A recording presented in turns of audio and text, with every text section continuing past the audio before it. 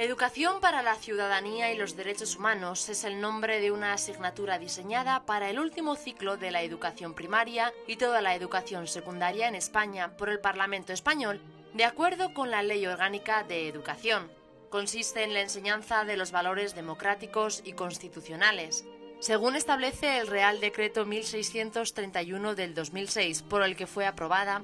La educación para la ciudadanía tiene como objetivo favorecer el desarrollo de personas libres e íntegras a través de la consolidación de la autoestima, la dignidad personal, la libertad y la responsabilidad y la formación de futuros ciudadanos con criterio propio, respetuosos, participativos y solidarios, que conozcan sus derechos, asuman sus deberes y desarrollen hábitos cívicos para que puedan ejercer la ciudadanía de forma eficaz y responsable. El Partido Popular se ha mostrado contrario a la asignatura. En palabras de Alicia Delibes, viceconsejera de Educación de la Comunidad de Madrid, se trata de una educación con un contenido moral y político de un sesgo muy determinado. La izquierda pretende conducir la voluntad de los niños y moldear su conciencia. Los puntos más criticados son los que se refieren a la educación sexual, la enseñanza de familias multiparentales u homosexuales, mediante una visión alternativa a los valores tradicionales y el fin laicista y de adoctrinamiento estatal.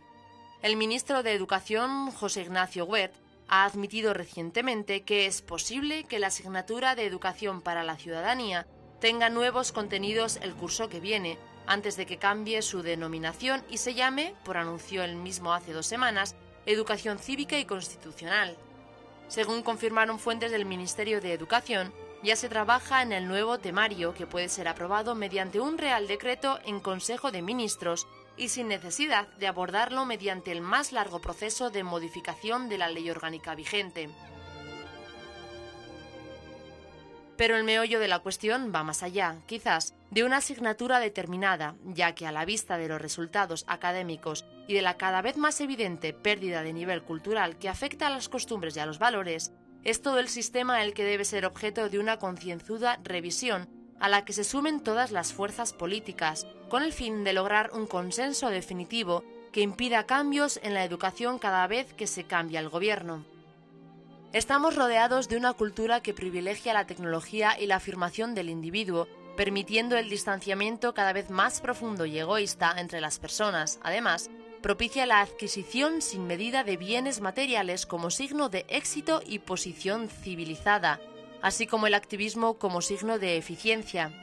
Por otra parte, la credibilidad exenta de crítica hacia los medios de comunicación permite que sean asumidas como verdaderas posturas falsas y nocivas para cada ser humano y la sociedad en general.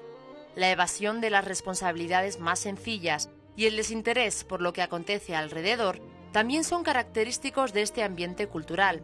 Hemos sido testigos en familia y en escuela, entre padres e hijos, entre docentes y alumnos, de violencia, abuso, prepotencia, irresponsabilidad, falta de respeto, desánimo en el deseo de formar y formarse, entre otras muchas situaciones. ¿Con qué medios contamos para enfrentar tales retos que, de no ser atendidos, se orientan a la despersonalización, egoísmo profundo y derrumbe de los valores de la sociedad humana? Estas situaciones, observables fácilmente en torno nuestro, no surgen por generación espontánea. Da la impresión de que son el resultado, en buena parte, de una educación que no considera a la persona como sujeto personal con características propias, individuales, posibilidades, riquezas para compartir, libertad y capacidad de trascendencia, sino al contrario, simplemente como un número más en la lista, un objeto que forma parte de la realización de unas metas, una máquina que tiene que absorber la mayor cantidad de información posible, sin necesidad de relación afectiva y efectiva, una carga que lecciona los intereses individuales. Es posible que todo nuestro sistema educativo deba ser cambiado. Es mucho lo que nos jugamos.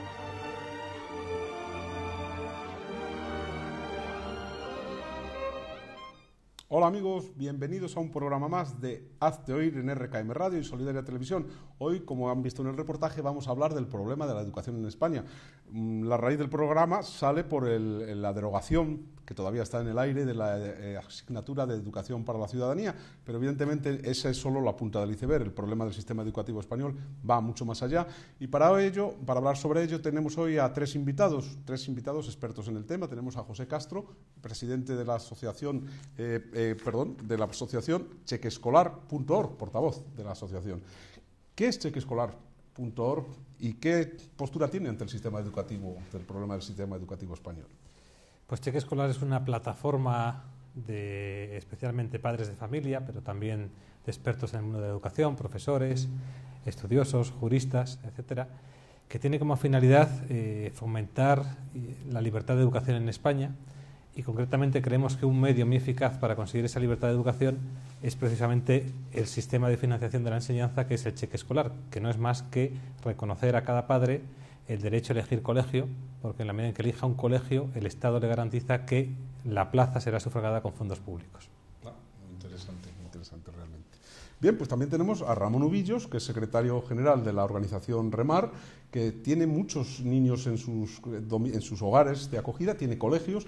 ¿Cómo lleva el tema de la escolarización de los niños, de los jóvenes, en la organización Remar? Tenemos colegios fuera de España, ¿eh? Exacto, sí. Es muy importante dejar este tema claro. Aparte, mi experiencia sobre todo es con relación a mi propia familia. Sí. Y bueno, yo tengo 10 hijos y he tenido además la opción por la movilidad de mi trabajo, de estar en diferentes lugares, y he podido valorar diferentes sistemas y principios y maneras de funcionamiento. Entonces, todo eso me da una perspectiva también. Aparte del tema, ¿no?, de que nosotros fuera de España tuvimos, en países donde la escolarización está, por los suelos, tuvimos que optar por abrir colegios propios para poder llevar primeramente a los niños que estaban ingresados en nuestros centros, y luego ya por extensión a las comunidades que había alrededor, ¿no? Y entonces estamos haciendo ese servicio en muchos países en el mundo. Bueno, también tenemos con nosotros a Fabián Fernández Alarcón, que es vicepresidente de Profesionales por la Ética. Bueno, ¿qué es Profesionales por la Ética, Fabián? Pues Profesionales por la Ética no es más que una iniciativa de servicio, un grupo de profesionales que nos asociamos hace ya, yo todavía no estaba allí, pero bueno, en la época fundacional hace 20 años, para tratar de aportar una visión ética a la vida pública española desde una perspectiva profesional, ¿no? Desde el ámbito médico, bioético, evidentemente, desde el ámbito empresarial y profesional más puramente, y en el ámbito, concretamente en el ámbito educativo, hemos estado muy significados en los últimos años en la resistencia ciudadana a lo que hemos entendido como una intromisión inaceptable del Estado en la educación, que era educación para la ciudadanía. Muy bien. Bueno, pues vamos a entrar ya directamente en los temas. Vamos a hablar también de educación para la ciudadanía, pero ya digo, el programa tiene que ir mucho más allá, y tenemos que hablar pues del informe PISA, de todo el estado actual de la educación en España, que evidentemente pues no es el más adecuado, no es el más idóneo. ¿Cómo veis la educación en España? ¿Es el sistema educativo el ideal para la formación personal, ética y profesional de los niños y de los jóvenes? Bueno, pues yo creo que claramente no. Hubo un sabio, por no decir la sabiduría, que dijo que por sus frutos los conoceréis. Y evidentemente pues los frutos de la educación en España, desgraciadamente, todos lo conocemos y no son nada buenos. Eso ya nos indica que el sistema no es ideal. Yo pondría un símil, a ver si soy capaz de explicar, que es como si un día este Estado que va creciendo, ¿no?, y trata de meterse en nuestras casas ya, pues nos dijera a todos: oye, a partir de ahora vas a tener que comprar pues tus bienes de consumo, tu ropa, tu alimentación en la tienda de la esquina. Y además, para que la compres en la tienda de la esquina, me voy a encargar vía impuestos de quitarte el dinero que tú dedicas a esa partida. De tal forma que si no vas a la tienda de la esquina, no vas a poder comprar y vas a tener que hacer un gasto suplementario. Pues esto, que lógicamente a nadie nos encaja, ¿no?, en nuestra forma de vida, porque si uno va a comprar, pues va a comprar el establecimiento que le gusta, bien porque sea de calidad, bien porque sea un poco más barato, bien por la razón, o bien porque está cerca de casa, cada uno toma su decisión. Esto que es tan absurdo, ¿no?, en el mundo de la educación, es lo que funciona en España, que el Estado, de acuerdo a una serie de criterios que él determina, la administración de turno, pues obliga a los padres a elegir un colegio. Y solamente aquellos que tienen unas rentas a lo mejor más superiores, pues pueden, aparte de pagar los impuestos y sufragar la educación bien pública, bien concertada, pues pagarse un colegio privado. Y entonces yo diría que este sistema no funciona porque falta libertad, ¿no? Falta, en primer lugar, libertad para los padres para elegir colegio, falta también libertad reconocida en la Constitución de libre construcción de centros escolares, porque el poder de turno discrimina la financiación en función de cuál sea el titular de ese centro. Y también diría que faltan dos pilares fundamentales, que son, por un lado, reconocer a los profesores y darles las herramientas necesarias para desarrollar su función, que no estoy hablando aquí de elementos quizá materiales, que siempre se habla de más dinero, más inversión, no. Estoy hablando sobre todo de la autoridad, es decir, que los profesores en las aulas puedan imponer su autoridad debidamente, y también de libertad, que dentro de la libre elección de los padres y del ideario del colegio, lógicamente, los profesores tengan libertad pedagógica para desarrollar su función. Y por último, también creo que a los propios alumnos les falta motivación, ¿no? No somos capaces de premiar el esfuerzo y de premiar los resultados de los alumnos, y eso hace pues que les falte motivación para que también el sistema pueda funcionar. Por tanto, yo creo que no es un sistema ideal. No, evidentemente no es un sistema ideal. De hecho, yo de los sistemas que conozco en diferentes países, el sistema español es el más cerrado, el más rígido, y que no permite que nadie se salga del sistema. Las diferentes leyes que se han ido creando, de hecho, bueno, en la democracia llevamos tres leyes orgánicas, y creo que son otras 5 leyes de educación más, ¿no? O 6. 5 leyes orgánicas, sí. exacto. Eso es. Más otras leyes ordinarias. Sí, y cada una ha ido acortando más o acotando más la libertad de educación, con lo cual yo entiendo que muchos profesores se encuentran con un sistema que les da muy pocas libertades, posibilidades de libertad. Luego está el sistema de inspecciones, que es un sistema que está hecho precisamente para evitar que los profesores puedan tener capacidad de decisión, y todo eso ha hecho un régimen totalitario de educación. Pero vamos, dentro del entorno europeo, yo creo que es el único país donde no se permite, por ejemplo, la educación en casa. Existe una falta de legislación, pero efectivamente a muchos sí, pero vamos, les persiguen. Se persigue a los que toman esa opción. Pero es el único país de Europa, que por lo menos de los que yo tengo conocimiento, creo que en todos los demás países de nuestro entorno se permite, ¿no? Y el Estado se ha abrogado la responsabilidad de la educación de los hijos por encima de la Constitución, porque la Constitución, lo que la doctrina constitucional dice que son los padres los que tienen la responsabilidad sobre la educación de sus hijos, que se la abrogó el Estado, y con unas leyes que ni permiten a los padres libertad. Claro, sí, si yo me voy tengo dinero y mando a mis hijos al extranjero, pues puedo tener esa libertad. Aquí no. Yo antes hablaba de que hemos intentado, bueno, tenemos colegios en otros países, hemos intentado abrir en España.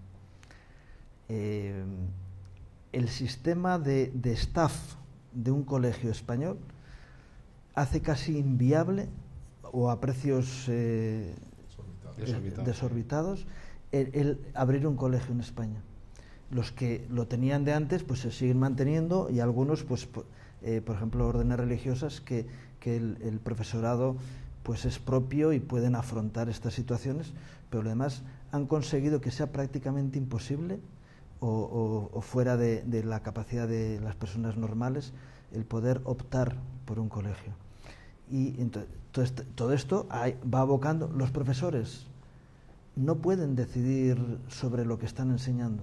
Bueno, yo últimamente es que vienen mis hijos con los exámenes, se los dan hechos incluso a los profesores, para que no tengan opción, ni siquiera pueden evaluar, pero ni siquiera pueden utilizar la herramienta de la evaluación desde una perspectiva personal, porque se lo dan hecho. De tal manera que yo entiendo que hay muchos profesores que se sienten desalentados y que se han convertido en puros funcionarios. La idea del profesor de escuela del pueblo que tenía la preocupación de prepararse para educar a aquellos, la responsabilidad de los niños que tenían que salir con una preparación, pues muchos de los profesores han dejado de tener esa motivación porque dicen, es que no puedo, por mucho que lo intente. Y incluso hay profesores que están dejando su labor educativa, porque dice, es que es imposible. Los que han venido con vocación, muchos dicen, no, yo es que no, este sistema es un sistema que está hecho precisamente y produce los frutos para lo que está hecho. Sin duda. Estamos de acuerdo. La verdad es que no voy a incidir mucho más, evidentemente, y estoy absolutamente de acuerdo con lo que se ha dicho, y se podría profundizar más en el problema, ¿no? También hay que decir que a nosotros, profesionales por la ética, en la batalla en la que llevamos metidos y que, si Dios quiere, en los próximos meses terminaremos de vencer, por lo menos temporalmente, ¿no?, hasta que llegue la próxima embestida, que es la ideologización de la enseñanza a partir ya de una materia concreta, que es la educación para la ciudadanía. A mí hay varios convencimientos que me han hecho, que me han sacado un poquito de esta oscuridad, ¿no? Que es, primero, hay comunidades de padres, grupos de padres, pequeños paraísos que llamaba yo, ¿no?, en ámbitos apartados, en mitad de casi ningún sitio, ¿no?, en zonas rurales, con un convencimiento de su deber como padres, de su derecho /deber, a mí me gusta decir su deber como padres, de educar a sus hijos, la conciencia moral, y de no dejarse suplantar por nadie, que a mí me ha llamado poderosísimamente la atención. O sea, digo, gente a lo mejor sin excesiva formación, o por lo menos sin grandes oportunidades de formación, como la que a lo mejor otros hemos tenido, ¿no? Y ahora es la cara y la cruz, ¿no?, de esta afirmación, es el hecho de que no podemos confiarle solo o adjudicarle solo al Estado, que evidentemente el Estado democrático totalitario actual en el que estamos en España y en muchas otras democracias occidentales, por desgracia, es así, que se haya arrogado la potestad de formar la conciencia moral de los niños. No es solo culpa del Estado. O sea, miles y miles de padres han abdicado de esa responsabilidad. Porque yo lo que sí que me he dado cuenta es que cuando padres han dicho, hasta aquí has llegado, señor Estado, y por aquí no pasas, porque en mi casa, a rezar las oraciones de la noche con mis hijos no te metes, a decirle a mis hijos lo que está bien y lo que está mal, a decirles a mis hijos el modelo de familia que tienen que crear, a decirle... Cuando hay padres que han dicho, hasta aquí has llegado, hemos ganado. O estamos en vías de más o menos ganar, porque tampoco está todo claro, ¿no?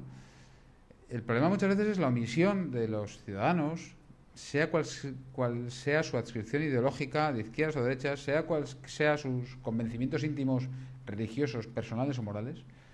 Cuando las personas decimos, hasta aquí ha llegado usted, señor ministro, por decir algo, o señora ministra, en su momento, se puede vencer. Se puede vencer. Entonces, yo creo que también aquí hay que apelar, una experiencia personal mía ha sido el que había padres que estaban despiertos y el despertar a muchos otros padres.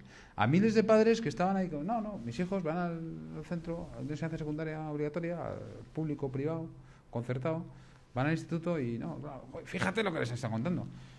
Se lo están contando desde hace años y tú no te enteras. Y además es fundamental, yo creo, intentar transmitir ese convencimiento a todos los padres. Claro. Incluso a aquellos que puedan llevar a sus hijos a centros con los cuales más o menos puedan estar a gusto o que respondan incluso a su convicción moral más profunda. Porque al final el deber es siempre de los padres, ¿no? Uno nunca cede la responsabilidad de la educación ni al mejor colegio. Le puede ceder que le ayude, que le enseñe matemáticas o que le enseñe los verbos, eso pues sí. Pero la responsabilidad moral sobre tus hijos nunca, ni al mejor de los colegios, se le puede ceder. Y también yo creo que es muy importante tener en este aspecto una mentalidad de solidaridad, entendida como la definió, entre otros, Juan Pablo II en la Christi Fidelis Laici, que decía que era el convencimiento firme de trabajar constantemente por el bien común. Es decir, que no solamente tienes que, de alguna forma, garantizarte que a tus hijos no les adoctrinan, sino de que en el conjunto de la sociedad no se produce el adoctrinamiento. Primero, porque tu hijo no va a estar en una burbuja, es decir, tu hijo va a tener compañeros pues del bloque del edificio, del parque, etcétera, que si están adoctrinados, pues de alguna forma le van a adoctrinar o van a hacerle la vida más difícil. Y segundo, por el deber de solidaridad, ¿no? No es simplemente que a mí esto no me afecta, sino que si el problema afecta a cualquier otro, claro, también es necesario que te impliques, ¿no? Porque no es un problema simplemente individual, sino también... Y eso, por desgracia, pues en muchos centros religiosos no ha pasado, ¿no? Decían, oye, no os preocupéis que en mi centro no va a pasar, pero lo que pase fuera, pues no es asunto mío, ¿no? Pues sí, es asunto de todos, ¿no? Y igual que ha habido centros muy combativos, a pesar de que no existía problema en sus aulas, otros pues digamos que han politiqueado un poquito más, ¿no? Sí. Cuando empezó entró en vigor la asignatura de Educación para la Ciudadanía, ¿no? Empiezas a preocuparte por la situación. Y yo llegué a varias conclusiones, ¿no? Primeramente, estábamos en manos de una legislación que fue aplicada diferente en unos lugares que en otros. De hecho, yo en ese tiempo yo estaba viviendo en la Comunidad de Madrid y mis hijos no tuvieron que participar en esa asignatura, porque aquellos que optamos por una objeción de conciencia, se nos dejó a nuestros hijos en libertad, ¿no? Pero luego cambié de comunidad a Castilla-La Mancha y ahí el asunto estaba claramente organizado para que no se escapara ningún niño. Entonces, lo que yo me encontré con la situación de que ahí sí que dependías del profesor que tocara. Yo tuve la ventaja de tener un profesor que estaba abierto a negociar los contenidos, y estuvimos hablando sobre los contenidos de la asignatura que iba a dar y entraba dentro de los baremos aceptables y no tuve que entrar en beligerancia, ¿no? Pero sin embargo presenté la declaración de objeción y desde la comunidad me respondieron con amenazas, ¿no? Bueno, lo que pasa es que en ese intervalo nos encontramos con que el profesor iba a centrar su asignatura en ciertas áreas que no eran conflictivas, entonces no entramos en más, pero estabas en mano de a ver qué profesor era el que te tocaba y cómo iba a usar la asignatura, ¿no? Con lo cual estabas en una situación totalmente arbitraria, ¿no? O beligerar, es decir, con lo cual, de hecho hay muchos padres que han entrado en lucha y que los expedientes académicos de sus hijos están colgados por esa situación. Yo espero que ahora, como han cambiado las situaciones, todo eso se regularizará, ¿no? Pero una vez más nos encontramos con un sistema que por la decisión política de alguien te pueden dejar, no solamente en este tema, claro, hay otros aspectos de temarios que se enseñan que uno puede estar de acuerdo o no, pero no hay forma de que puedas salirte de ese sistema, porque tienes que aceptar la doctrina general que hay, pero digo, tanto en ciencia como en matemáticas, incluso en los sistemas pedagógicos, ¿no? No te queda otro remedio que dices, lo tomas o lo dejas. No, aquí lo tomas o lo tomas. No es como las lentejas, ¿no? Que si quieres las tomas y si no las dejas, ¿no? Aquí lo tomas o lo tomas y no te queda otra opción que entrar por el aro. Este es el sistema que tenemos en España. Sin embargo, la Constitución dice claramente, en el apartado 1 del artículo 27, dice: todos tienen el derecho a la educación, se reconoce la libertad de enseñanza. Y en el apartado 3 dice: los poderes públicos garantizan el derecho que asiste a los padres para que sus hijos reciban la formación religiosa y moral que esté de acuerdo con sus propias convicciones. Pero a tenor de lo que estamos hablando aquí, esto evidentemente es papel mojado. No comprendo por qué en España, que nos beneficiamos de un Estado de Derecho constitucional, sin embargo se pueden dar este tipo de situaciones sin que, evidentemente hay profesionales por la ética, Cheque Escolar, Hazte Oír, hay muchas organizaciones, plataformas cívicas que luchan contra este tipo de educación para la ciudadanía, de esta perversión, por así decirlo, del sistema educativo. No comprendo cómo cuesta tanto que se cumpla la ley, por así decir, evidentemente es un claro incumplimiento de la Constitución. Porque hay leyes que surgen, que están por debajo de la Constitución y que mientras alguien no luche contra ellas están establecidas. Y el que aplica la ley, aplica la ley que a él le interesa aplicar. Ese es el tema. Y hasta que no entras en una lucha legal para poder vencer eso, y una vez más estás en manos de del juez que te toque en cada momento, a no ser que vayas peleando ese asunto hasta Estrasburgo o hasta donde sea. Es muy complicado. Estamos ahora mismo con 400 demandantes en Estrasburgo. Claro. No hemos retirado la demanda en el Tribunal de Derechos Humanos de la Corte de Estrasburgo por el tema de esta educación para la ciudadanía, ¿no? No la hemos retirado ni la pensamos retirar, aunque se retirara definitivamente la asignatura, porque la victoria jurídica que puede suponer el que se garantice la libertad educativa de los padres para la educación moral de los niños a nivel europeo es indudable, ¿no? Yo creo que no es que haya leyes malas, es que hay legisladores malos, o sea, pero malos no en el sentido de incompetentes, de perversos, sino de malos, o sea, de malos de perversos con mayúsculas. Claro, que incompetentes también los hay y a veces coinciden, pero malos en el sentido de que hay partidos políticos, y suele coincidir en España con la izquierda y en otros países también con la derecha, y aquí parcialmente gente que está albergada en partidos de derecha, que tiene un proyecto ideológico muy determinado de transformar la realidad, de transformar la sociedad, de adocenar a las masas, de hacer una sociedad diferente, ¿no? De construir una sociedad sin Dios, sin trascendencia, materialista, apegada a lo inmanente, y para eso necesito hacerme con las mentes de los niños. Esto lo decía Llopis, secretario general del Partido Socialista en la República, cuando vino de Rusia, de visitar la Rusia de Stalin, vino muy convencido de que hay que hacer pequeños revolucionarios y nos tenemos que apoderar del alma de los niños. Esta frase la dijo literalmente en las Cortes. Claro, es que para construir esa dictadura del proletariado, y ahora ya no sé cómo lo llamarán, hace falta apoderarse del alma de los niños. Si no, hay que estar a tortas todos los días y volcando contenedores y haciéndolos arder, ¿no?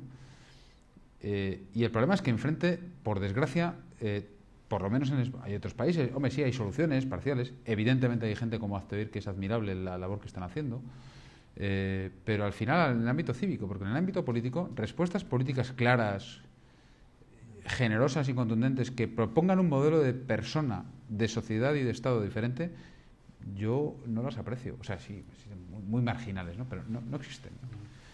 O sea, que estos malos que decíamos no tienen enfrente a nadie. Desde el punto de vista político, partitocrático, no tienen enfrente a nadie. Sí, por eso para mí el sistema educativo español es perverso. Claro. Porque no te da opción a vivir en libertad.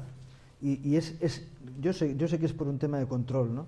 Porque las estrategias que ha habido desde los políticos han sido: esta sociedad debe ser controlada a través de los colegios. Y vivimos en esa realidad. Vivimos en esa realidad, sin duda. Y aunque peleemos desde las familias y desde otros ámbitos para conseguir otras cosas, es que está establecido. Y yo entiendo que no hay voluntad política por ninguno de los partidos de cambiar el sistema. ¿Por qué? Porque tienen el control. Y de 8 años que es lo que normalmente dura un gobierno. Un ciclo político. Sí, un ciclo político. Son muchos años. Es casi una hornada entera de jóvenes que uno ha manipulado a su manera. Y claro, eso es mucho poder. Pero claro, eso lo que hace es que vez tras vez la sociedad en la que vivimos se convierte en una sociedad despersonalizada. Porque claro, en la medida en que tú adoctrinas a las personas con un pensamiento único, esas personas han dejado de tener criterio propio en lo que hacen. Y eso es realmente grave. Solamente un pequeño matiz, estando de acuerdo, de que tampoco todos son iguales, ¿no? Por tratar de ser justos. Porque, bueno, por ejemplo, en la Comunidad de Madrid, dentro de lo que es su ámbito competencial, pues ahora hace poco Lucía Figar ha aprobado unos criterios que, aunque no son los ideales, al menos dentro de lo que es su ámbito de competencia, aumenta la capacidad de elección de los padres al acabar con la zonificación y al acabar con determinados criterios que no son nada objetivos, ¿no? Y por otro lado, dentro también de lo que es el sistema, porque no lo puede cambiar del todo, pues al menos aquellas iniciativas sociales que tenían la posibilidad de hacer una inversión fuerte, porque para constituir un colegio hay que hacer una inversión de unos 15 millones de euros al inicio, y eso no lo podemos hacer todos, desde luego, pues al menos los concertaba, que es lo que dentro de su ámbito de decisión pues hace. Bueno, que no todos son iguales, aunque es cierto que el sistema en sí es muy malo, ¿no? Con lo cual les deja poco margen de maniobra. Sí, no, a mí personalmente es la decisión esa de libre elección de colegio, digo, por lo menos hace que los colegios, bueno, el colegio al que iban mis hijos de primaria en la Comunidad de Madrid, la prepotencia de la directora y de ciertos maestros, de decir, mira, yo estoy aquí en mi puesto y tú tienes que entrar por el aro, quieras que no, porque no puedes ir al colegio de enfrente, a no ser que vayas al otro y pagues. Y tienes que pasar por el aro y dices, qué bueno que yo ahora pueda elegir, porque entonces el colegio que sigue funcionando en ese sistema, de hecho, hubo un colegio concertado que estaba saliendo beneficiado porque la mayoría de los padres estaban desviando a sus hijos hacia allá. Pero dices, pero el que no era en otro pueblo, distancias, tal, no sé qué, dices, qué bueno que este colegio que se enroca en sus maneras de hacer las cosas se quede sin clientes. Eso les va a hacer a los profesores espabilar y tener que decir, oye, o mejoramos nuestras condiciones pedagógicas y los resultados del colegio, o nos echan a la calle, porque desde la consejería van a decir, oye, ustedes no funcionan, cerramos el centro. Claro, lo que a mí me extraña es que personas que hablan de libertad, cuando se encuentran con este tipo de cosas, se ponen en armas en contra de decir, se les olvida todo, sí. Quitemos el funcionariado. Yo sé que hay funcionarios buenos y entregados. Porque además ese sistema, igual que perjudica a ese colegio malo que tú conoces o a ese instituto, beneficiará a los buenos, claro. Porque aquí no se trata de que todos los profesores de institutos tengan esa mentalidad, pero sí que es cierto que los buenos no son premiados y los malos no son perjudicados, que es lo que cualquier sistema debería tender, ¿no? A que los centros que sean ineficientes, pues los padres no los demandarán, pero claro, hoy en día los tenemos que seguir demandando porque el Estado es el que nos obliga a ir, no tenemos alternativa, ¿no? Luego yo antes comentaba que he estado en diferentes comunidades autónomas, ¿no? También, yo vengo del País Vasco. Mi experiencia allá, el sistema pedagógico que utiliza en el País Vasco, 100 veces mejor que el que se utiliza en Madrid y en el sistema. Mis hijos de pequeños no les obligaban a aprenderse las cosas de memoria, sino que les daban conceptos. Y yo me encontraba aquí con el sistema de la sangre, no digo cómo es, la letra con sangre entra, ¿no? El sistema de memorizar, que es otro sistema pedagógico diferente, y lo que produce es una situación muy inferior de conocimientos, y al año siguiente repetir otra vez. Dices, no. Pero ahí también entramos en el campo de la libertad, ¿no?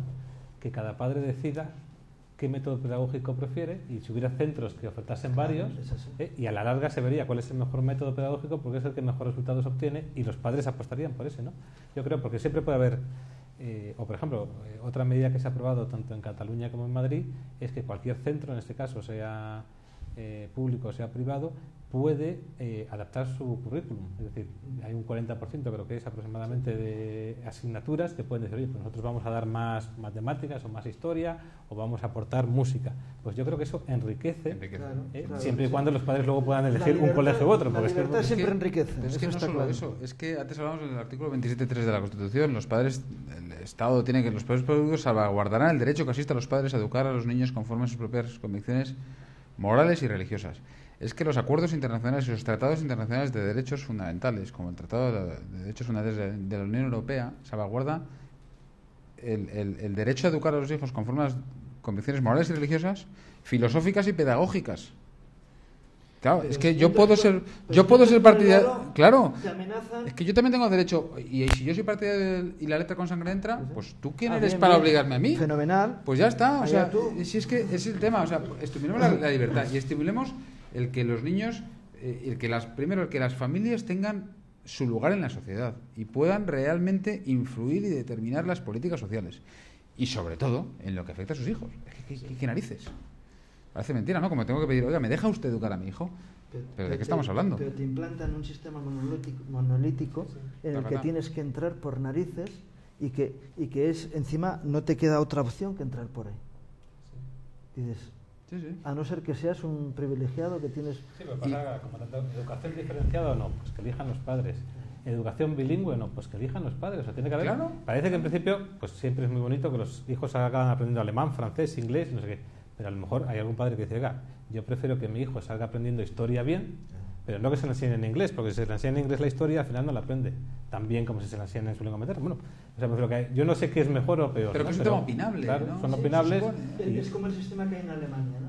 Y dices, bueno, y en Inglaterra creo que también. El cheque escolar, si lo dicen estos señores. Sí, eso es. No, sí, sería la solución, está claro.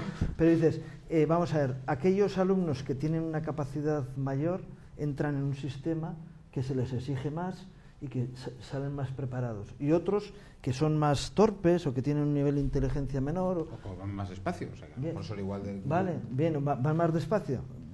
Dices, y qué bueno que uno se encuentre en un ambiente donde sea el de su nivel y que no tenga la exigencia que le lleva a sentirse un fracasado, ¿no?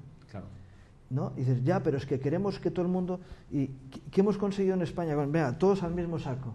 A la baja siempre. A la baja, el A la nivel baja a la siempre, baja. por supuesto. Porque el que tiene capacidad para llegar más lejos está aburriéndose en clase, mientras el se está al nivel del más lento. Y como no hay autoridad, que lo hablábamos antes, ni hay posibilidad alguna de exigencia, de primar la excelencia, de primar el esfuerzo, pues claro, los que son más zotes o más cafres o que no tienen ningún tipo de autodominio porque en casa no lo han aprendido, pues revientan la clase. Claro. Que es lo que le está pasando a muchos chavales. Sí, sí. Es que yo, papá, ¿para qué voy a la clase? Estudio en casa. Si es que en clase es la pelea del profesor contra los tres malotes. Ya. ¿No? Es tremendo. Sí, que sí. Que es así.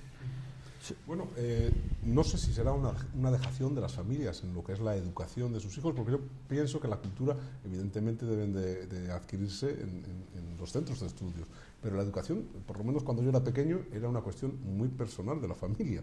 O sea, mi madre era la que me enseñaba cómo tenía que comportarme con los demás, hacia los demás. Ahora vemos que hay cierta relajación en lo que es la educación por parte de los padres a los hijos, quizás por culpa de la situación actual, de que ya se viene dando desde hace mucho tiempo, de que el padre trabaja, la madre trabaja, coinciden con los hijos muy poco, y entonces hemos dejado un poco en manos del Estado esa educación de los hijos, que evidentemente ningún Estado, ningún gobierno, ni el anterior, ni el anterior, han sido capaces de ofrecer una educación real a los hijos. Evidentemente, la pregunta sería, ¿pueden los padres dejar completamente en manos del Estado la formación de sus hijos, la educación de sus hijos? ¿Es posible compatibilizar el actual sistema educativo con una instrucción moral, de acuerdo a las creencias de cada familia, sin que el menor se vea influenciado por el ambiente, por el entorno? Bueno, el ambiente nos influencia a todos siempre, ¿no? Y de hecho vivimos una sociedad.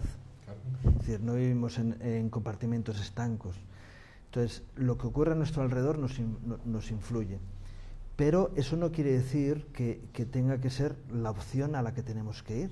Es decir, tú puedes tener tu educación y vamos, yo estoy convencido de que la dejación de responsabilidad por los padres, eso es un suicidio moral.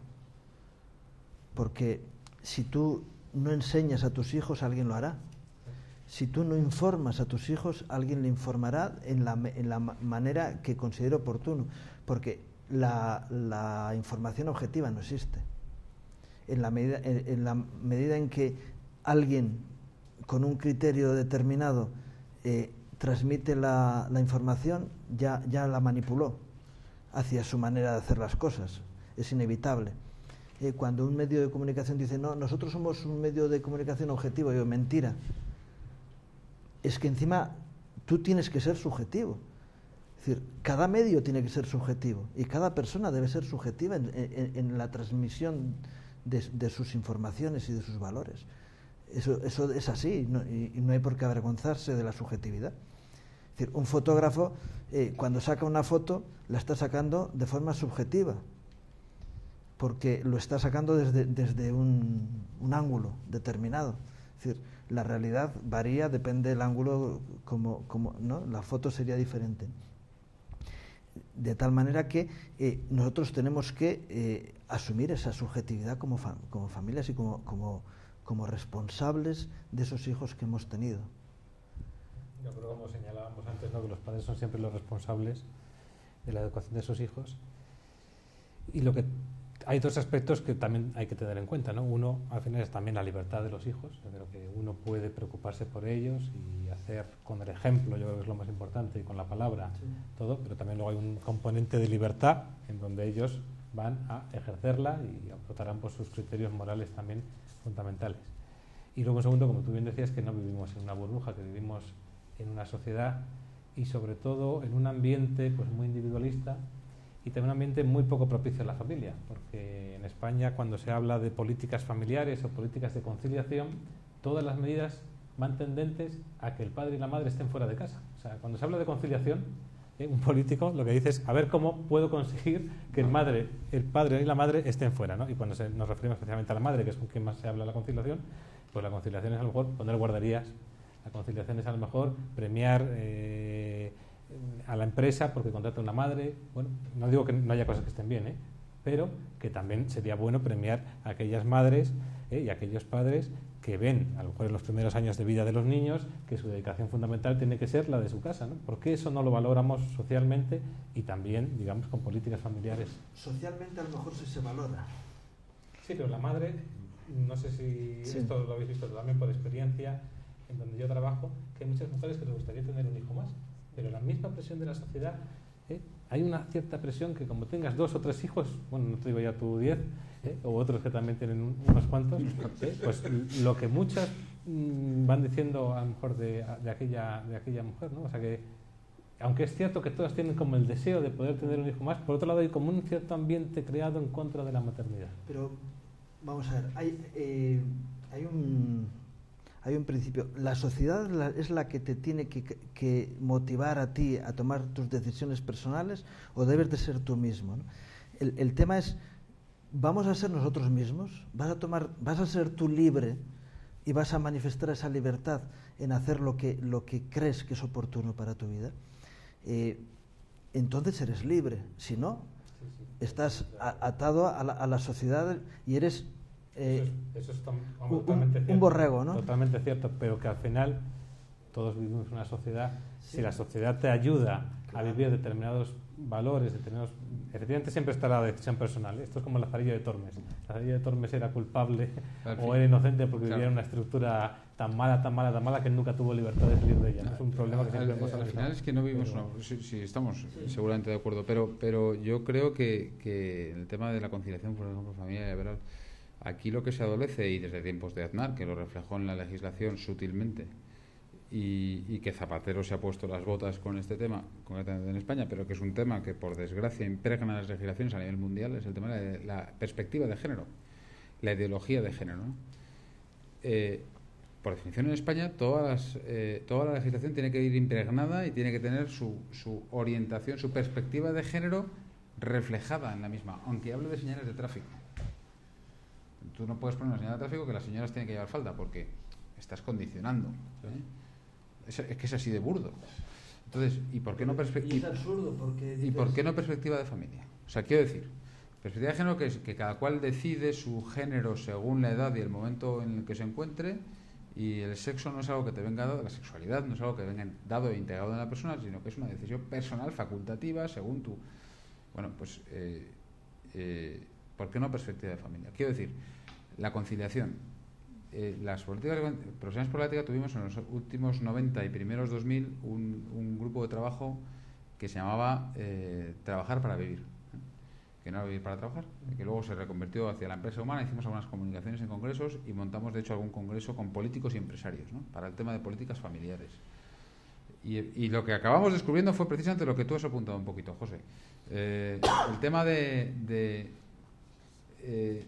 lo que hay que potenciar es la libertad de los que tienen familia para elegir. No determine usted, si no, es que para conciliar hace falta guarderías, y para los que tengan abueletes, residencias. Oiga, potencie usted que yo sea libre para elegir, el que vea mi manera de conciliar. O sea, usted me tiene que ayudar a conciliar mi vida familiar con mi vida profesional, y ya veré yo cómo. O sea, ¿quién es usted para decirle no, usted deje a sus niños en la guardería porque le estamos ayudando a conciliar para que usted trabaje?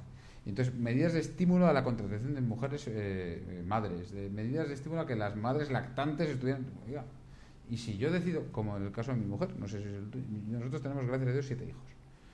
por ahora, me gusta decir. Caramba, pues mi mujer al tercer hijo tuvo que dejar de trabajar porque es que no había manera. Y las únicas bueno, por supuesto perdió los 100 euros por hijo a cargo para la madre de niños menores de 3 años, porque esos 100 euros no eran para las madres, eran para las madres trabajadoras. Si tú dejas de trabajar voluntariamente, se siente 200 euros menos al mes. Es que es muy... 200 más el salario, porque me creo que todavía es más. El salario y el paro se te acaba. Desde un punto de vista de ni justicia, salario, ni paro, ni... A los que tengan menos, darle. Pues tiene menos el que no trabaja que el que... Al que no trabaja, encima en aquel entonces teníamos 2 niños menores de 3 años. 200 euros menos. Pues es así, ¿no? Entonces al final dices, no, las políticas parece, no, se está ayudando a la maternidad. No, se está ayudando a la empleabilidad de la mujer. Incluso a la mujer de niños de meses. Pues oiga, pues no sé, yo soy de la opinión que lo mejor que tiene un niño es su madre, ¿eh? Y en los primeros años la madre es esencial y no es sustituible. Respeto al que diga lo contrario, pero que él pueda elegir, y yo también, oiga, y mis 100 euros, es que mi pregunta era, ¿y mis 100 euros qué? Es así de sencillo, es un poco de... Digamos, tienes tú toda la razón, en que al final también es un tema personal, y vosotros mismos pues sois ejemplos de personas que en esas dificultades pues estáis sacando adelante familias por decisiones personales. Habéis objetado educación para la ciudadanía como decisión personal, o sea que a pesar de que las circunstancias puedan ser adversas y trabajamos para cambiarlas, siempre está la responsabilidad personal, que eso nunca la perdemos, ¿no?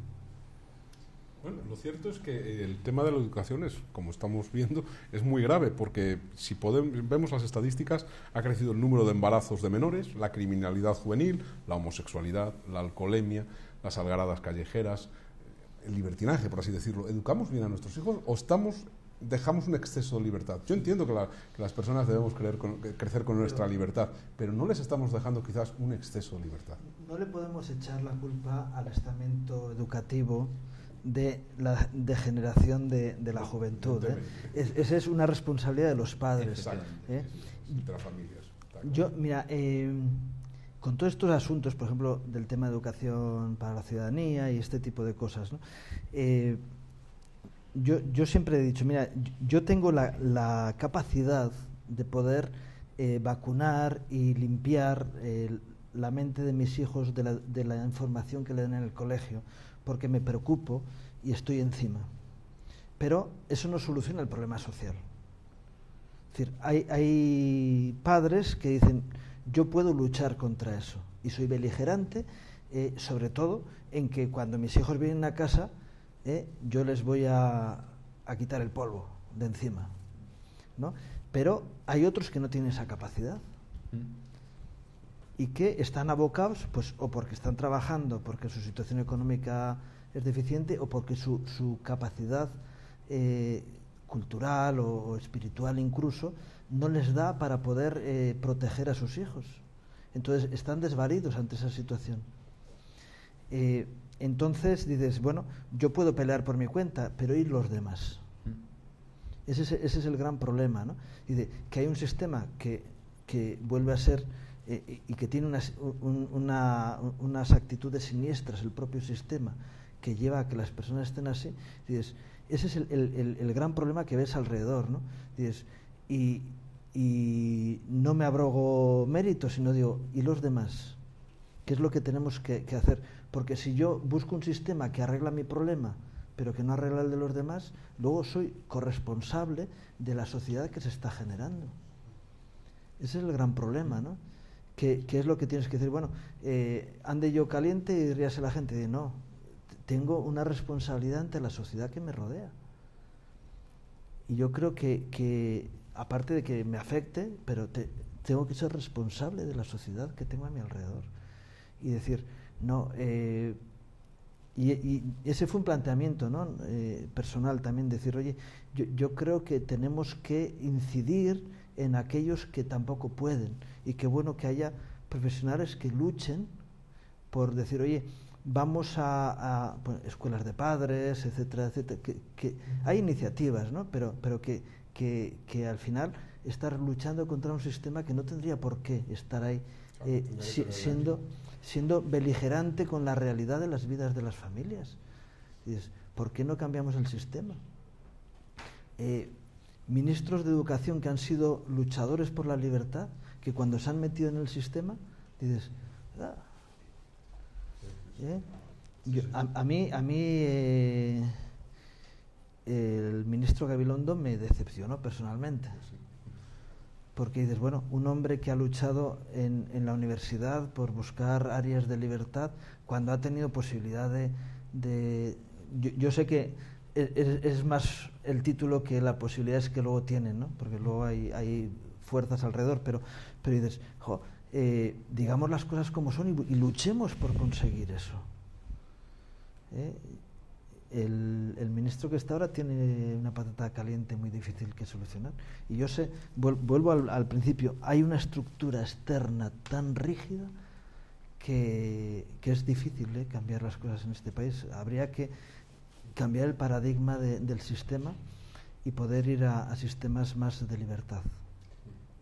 Simplemente por explicar igual bien lo que dije antes cuando decía la libertad del hijo, es que un padre puede hacer todo lo que está en su mano, dar lo mismo a un hijo y a otro, y que luego cada uno de ellos puede tener una vida diferente, ¿no?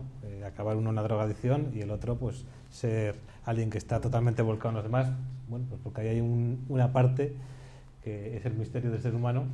Y bueno, pues me parece que también hay muchos padres que haciendo todo lo que pueden luego ven que sus hijos no han alcanzado todo aquello que a ellos les gustaría. Tampoco hay que mortificarse, siempre habrá que intentar. Cada uno tiene una personalidad diferente, pero si tú educas a tus hijos en libertad, en respeto, en criterios de valores personales, es muy difícil que esa persona caiga en lacras sociales. Es muy difícil. O si cae se levantará, porque al final hay un sustrato, ¿no? Es muy difícil.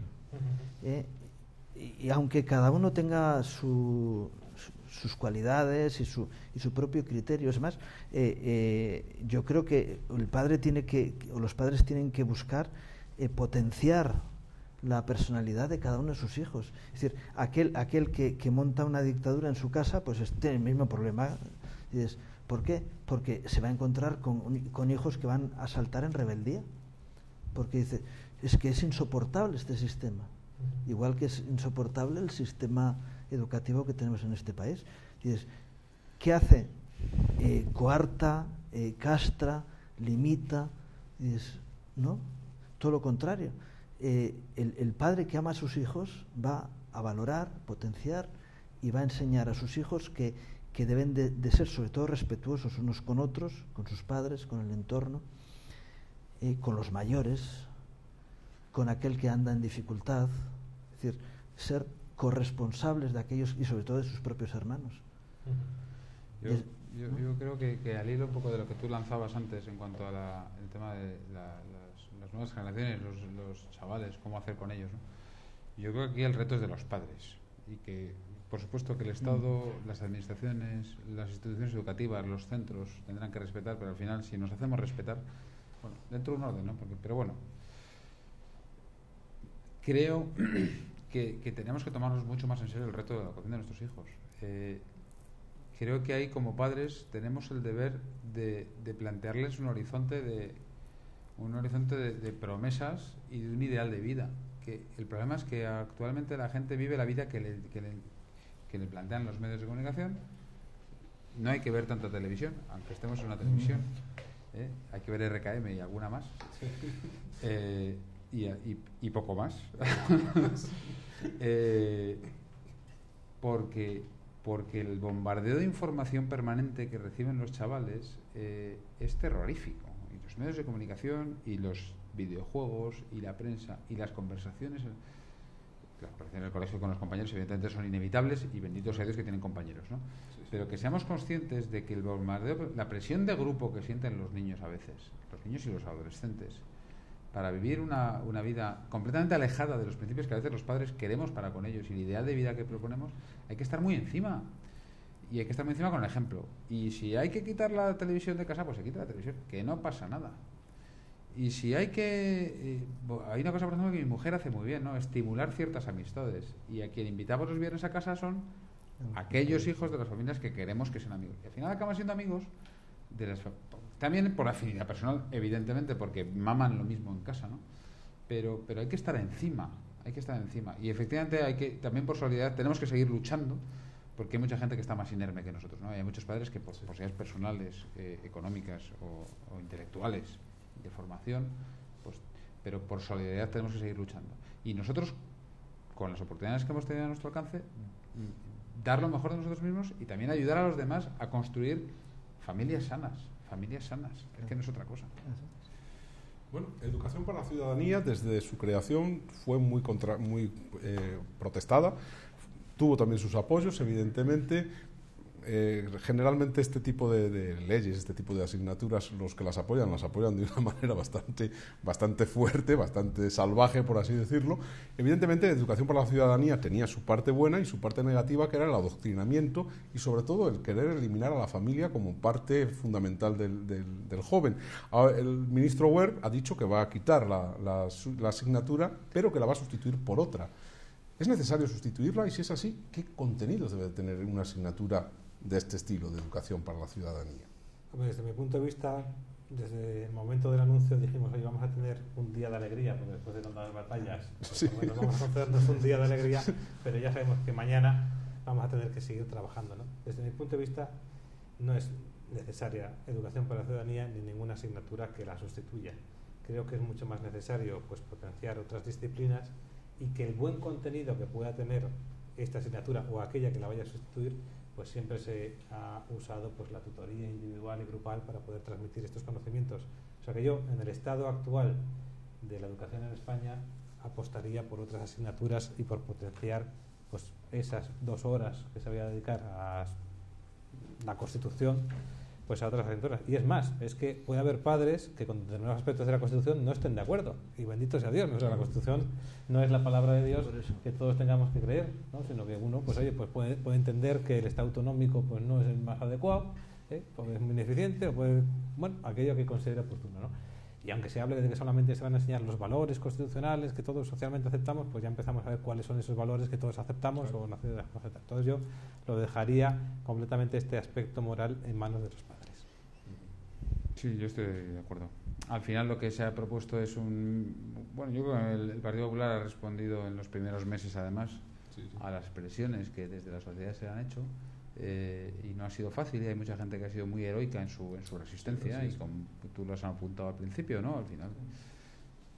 Y ha buscado una vía, pues, para de alguna manera minimizar el daño de los contrarios, ¿no? Entonces, en lugar de derogación, lo que hace es sustitución por una materia que efectivamente, pues, tampoco es indispensable. En conocimiento del medio, antes historia, geografía y tal, pues se está dando, se daba y se puede volver a dar perfectamente un tema de Constitución, de derechos humanos, de legislación internacional, de organizaciones internacionales, que al final, pues está muy bien que los chavales lo conozcan, pero hacer de ello una materia de un año completo que le reste carga lectiva al resto de materias es absurdo, ¿no? Desde nuestro punto de vista, no es necesario sustituirla, y sobre todo ahí queda un pequeño granito que habrá que estar muy, muy vigilantes. Nosotros seguimos muy vigilantes. Y no solo esta educación para la ciudadanía, luego hay otras materias como ciencias del mundo contemporáneo, o como las materias transversales y contenidos transversales, que en base a la perspectiva de género que hablábamos antes y a la propia ley de salud sexual y reproductiva e interrupción voluntaria del embarazo, ley del aborto comúnmente conocida, se imponen en educación unos contenidos de formación, de nuevo, de género sexual, para el aborto, para la anticoncepción, pues también hay muchos padres que están muy vigilantes porque no está en absoluto de acuerdo con sus convicciones, y al final es lo de siempre, ¿no? Se acaba de educación para la ciudadanía, bueno, pues a seguir trabajando. Nos tomamos una cervecita para celebrarlo y a seguir trabajando para defender nuestros derechos, porque no queda otra. Bueno, nos quedan solo unos minutos y evidentemente son muchos los temas que quedan por tratar, porque la educación es un tema muy importante para la formación de los jóvenes y de los ciudadanos. Pero para cerrar ya el programa, pues vamos a hacer una pregunta. ¿Qué cambiaría en el sistema educativo para hacerlo más efectivo? ¿Y cómo cree que el nuevo gobierno debe afrontar esos cambios? ¿Debe contar más con la opinión de los padres? Pues indudablemente no. Si tuviéramos que decir todo lo que hay que cambiar, haríamos muchos programas, claro, no solamente uno. Entonces yo me voy a centrar en que hay que basarse en 2 principios y que uno está relacionado con el otro. El primero es el principio de igualdad de oportunidades y el segundo es el principio de libertad. Y uno lleva al otro, es decir, ¿cómo se consigue la igualdad de oportunidades para todos los padres con independencia de su nivel de renta, de su capacidad cultural, etcétera? Pues Pues como decía al principio del programa, dándoles el poder, mediante el cheque escolar, de elegir aquel centro que sea mejor conforme a sus propias convicciones morales, pedagógicas, etcétera, etcétera. En segundo lugar, también dando libertad a los centros educativos, como hemos señalado en varios momentos, ¿no? Que puedan establecer sus currículums, que tengan poder de autogestión, también los centros públicos. En tercer lugar, a los profesores, que también se ha señalado, ¿no? Que tengan libertad pues, pedagógica, que puedan optar por diversos sistemas, siempre de acuerdo al ideario del centro, si se trata de un centro de iniciativa social y del derecho de los padres. Y por último, pues también el motivar a los alumnos, ¿no? Y exigirles. Y yo creo que también los informes internacionales, como el informe PISA, pues señalan pues, que determinados modelos educativos, como el de Finlandia, de algunos países escandinavos o también algunos países de Asia, que están basados en el esfuerzo de los chavales, pero también en darle responsabilidad a padres, centros y profesores, son los que mejores resultados están obteniendo. Yo creo que la administración debería dar un servicio a los padres, no imponer un sistema. Entonces tendría que haber un sistema a la carta para que los padres fueran ayudados por profesionales para educar mejor a sus hijos. Claro, es una revolución, destruir el sistema como está y empezar uno nuevo. Yo sé que es muy complicado, pero lo que habría que buscar es eso, es decir, hay que dar la vuelta a la situación, es decir, son los niños los que tienen el derecho de ser educados y son los padres los responsables de hacerlo. Ayudemos a los padres a cumplir con esa responsabilidad que ellos tienen y con ese derecho que tienen los niños desde la administración para que ellos puedan hacerlo de forma adecuada. Pues es que no se puede añadir mucho más, pero al final es proteger la subsidiariedad, ¿no? Al final la subsidiariedad es un derecho, cada uno de dar y hacer aquello que está a su alcance, el de los padres, y el deber de los organismos superiores o organismos colectivos en los que se engloban las familias, por ejemplo, en este caso, para darles un servicio, pero no para impedirles su función, ¿no? Yo creo que aquí es un reto de toda la sociedad. Yo creo que tenemos que encontrar un modelo propio, ¿no? Tampoco vale compararnos con modelos extranjeros que tienen sobre todo se ha mencionado el de Finlandia, pues el 90%, 90 y pico por ciento en Finlandia es enseñanza pública, ¿no? Coger los principios, estatal. Efectivamente no es plasmar es estatal, ¿no? Pero porque los padres lo eligen, o sea, no hay problema de que la enseñanza fuera estatal si los padres eligiesen la estatal, ¿no? Ahora, en Finlandia se puede elegir otro modelo, lo que pasa es que los padres están conformes con eso, pues bendito sea Dios. Nosotros en Profesionales por la Ética hicimos una propuesta el año pasado de política educativa en general, cuando se habló hace 2 años del tema del pacto educativo. Dijimos que no había pacto educativo posible que no pasara por ciertos principios, ¿no? Y uno de ellos era el de la libertad fundamental, esencial de los padres. Otro, el tema de una educación estructurada a nivel nacional. No valía nada esa disgregación absoluta y absurda en función de las arbitrariedades de cada podercillo político. Yo creo que conviene un esfuerzo de reflexión acerca de la educación, ¿no? Sin prejuicios ideológicos. Bueno, pues queremos agradecer mucho a Fabián Fernández Alarcón, a José Castro y a Ramón Ubillos su presencia en este debate. Nosotros volvemos la semana que viene en Hazte Oír en RKM, Solidaria Televisión, con el tema de la ley del matrimonio homosexual, un tema muy interesante. Y más adelante volveremos a hablar de educación. Muchas gracias y hasta la semana que viene.